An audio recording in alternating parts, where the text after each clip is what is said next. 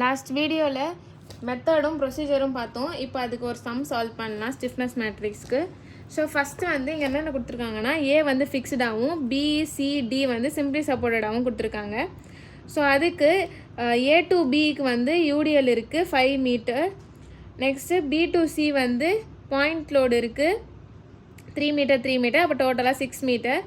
அடுத்து C to D வந்து ஏசென்ட்ரிக் load இருக்குது 3 2ல் இருக்குது. ஸோ மொத்தமாக 5 மீட்டர். இஐ கான்ஸ்டன்ட் சொல்லிட்டாங்க. To find end moment to draw SFD and BMT.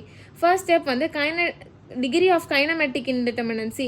So n value 3 வந்திருக்கு. ஏன்னா நமக்கு ஃப்ரீ இருக்கிற இடத்துல மட்டும் நமக்கு வராது, மீதி 3 இடத்துல வரும்.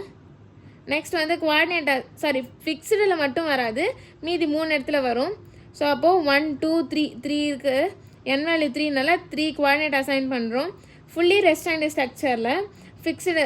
ஸோ அப்போது வந்து ஏ டு பி வந்து யூடிஎல் இருக்குது WL²/12. ரைட்டில் போகும்போது மைனஸு. ஸோ 2 × 5² / 12 சால்வ் பண்ணால் -4.17 வருது.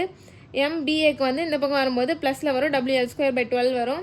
நெக்ஸ்ட் வந்து பிசி வந்து பாயிண்ட் லோடுக்கு WL/8 லெஃப்டில் ரைட்டில் போகும்போது மைனஸ், லெஃப்டில் வரும்போது ப்ளஸ்ஸு.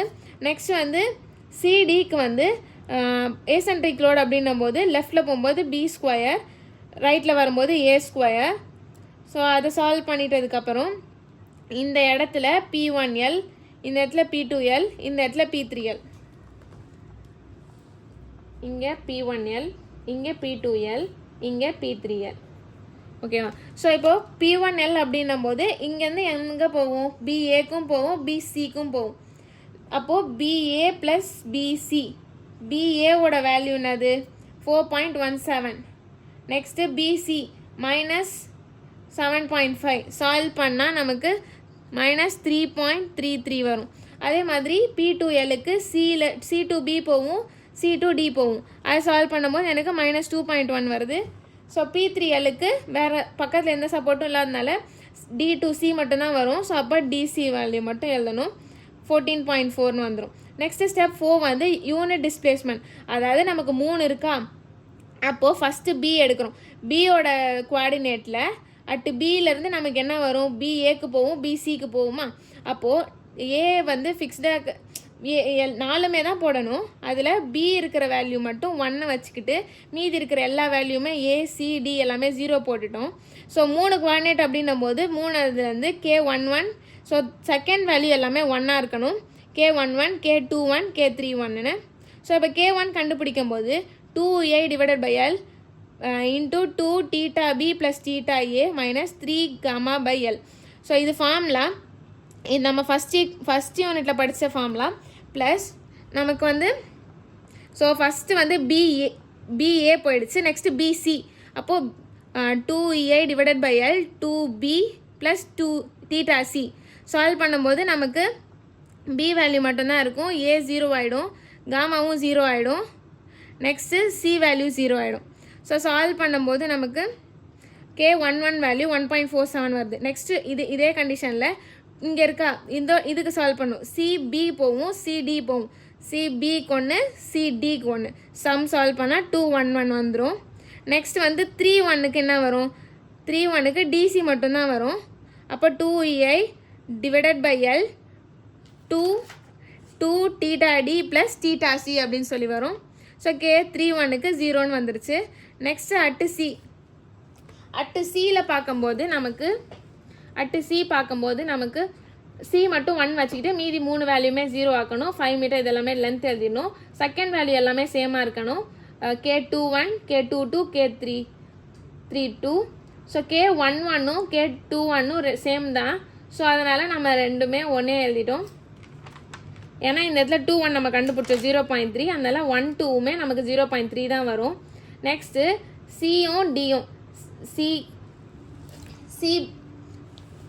K22ல் என்ன இருக்குது? C இருக்கா? C2Bயும் C2Dயும் போகுமா? அப்போ 2EI / L 2 θC, அது கூட இந்த எண்டு θB ப்ளஸ் இந்த பக்கம் போகும்போது 2EI / L 2 θC + 2 θD. இங்கே D வரும்.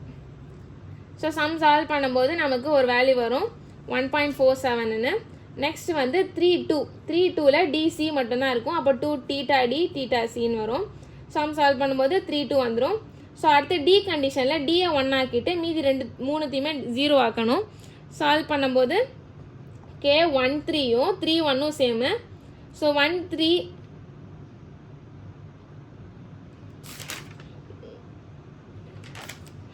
3.1 நம்ம கண்டுபிடிச்சிருப்போம். அப்போது 1.3க்கு நமக்கு 0 வரும். 3.2 கண்டுபிடிச்சா அப்போ 2.3யும் எனக்கு சேம் தான் 0.4 அப்படின்னு சொல்லிட்டு.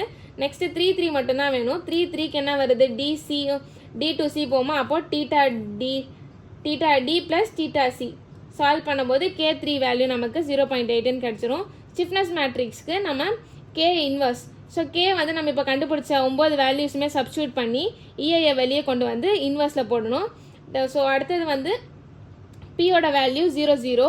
பிஎல் வந்து நமக்கு ஃபஸ்ட் ஒன் கண்டுபிடிச்சோம்ல, ஸ்டெப் 3ல வந்து P1L P2L P3L. ஸோ அந்த வேல்யூஸை நம்ம மைனஸில் இங்கே போடணும்.